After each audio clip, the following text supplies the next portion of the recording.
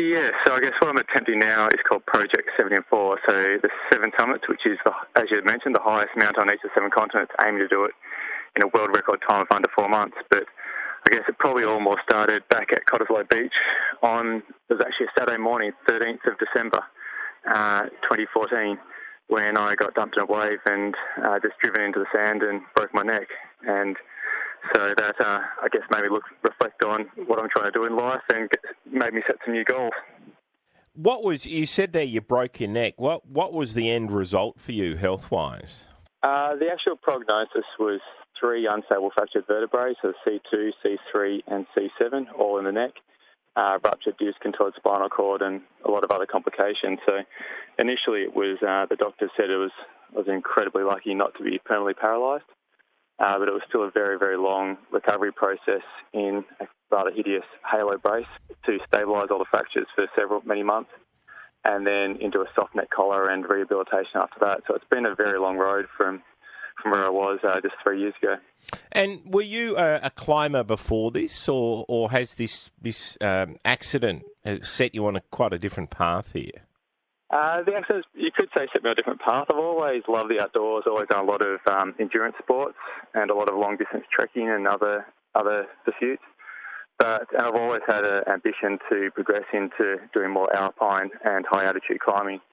And I guess just with normal daily work and everything else, I always just kept putting it off. And through this accident, I thought, well, you never know. So it made me realise you never know what's going to happen tomorrow. So why not just get out there and do it? That's a good philosophy to have for life. It's we hope that people don't have to go through what you went through to come to that understanding. Look, if you're just with us this afternoon, Perth resident Steve Plain, he's going to be trying to conquer 7 summits. This is over a 4-month period. What's the training, Steve, for this? In Perth, we don't have too many mountains back home, so it's you got to adapt and use what you can. So training back in Perth, I really just focused on a lot of endurance type training, so running, swimming, rowing, cycling, and also a lot of strength-based work, so just general gym work, and countless number of laps up and down Jacob's Ladder. I always found that was to find some sort of hills. Jacob's Ladder, running up and down there was always great fun. And what's going to be the biggest challenge for you in trying to do this? Because you've described a training scheme, and training's never quite matches reality, does it?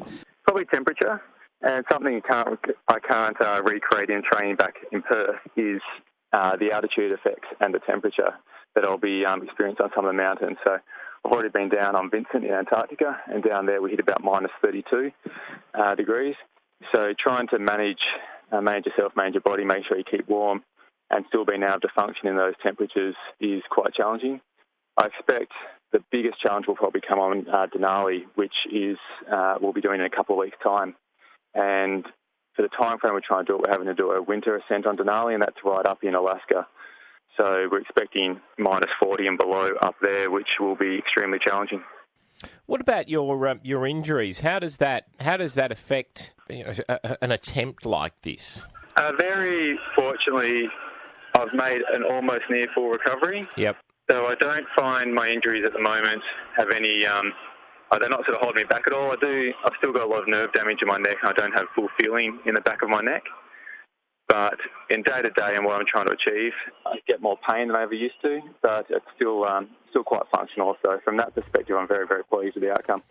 Okay, so you're partway along this, aren't you, in terms of the number of summits that you're having to climb? What are the ones that are remaining?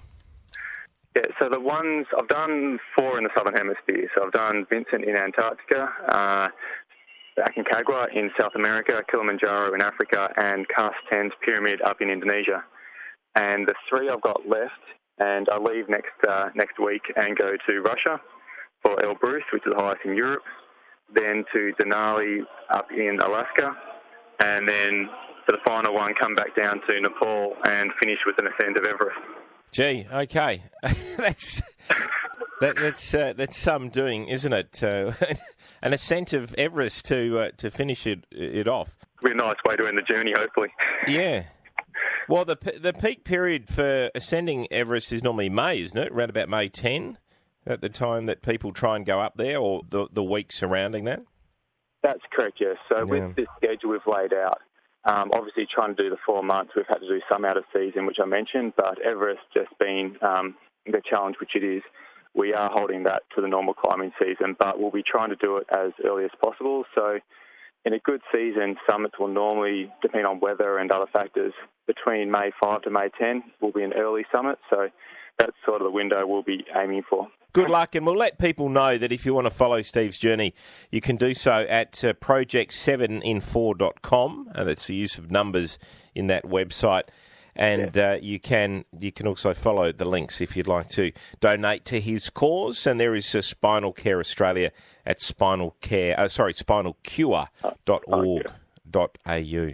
Yeah, I mean, up on that website, there's live tracking, so I've got a GPS tracker so people can see my ascents in live time, and all money raised goes directly to Spinal Cure Australia and Surf Life Saving WA.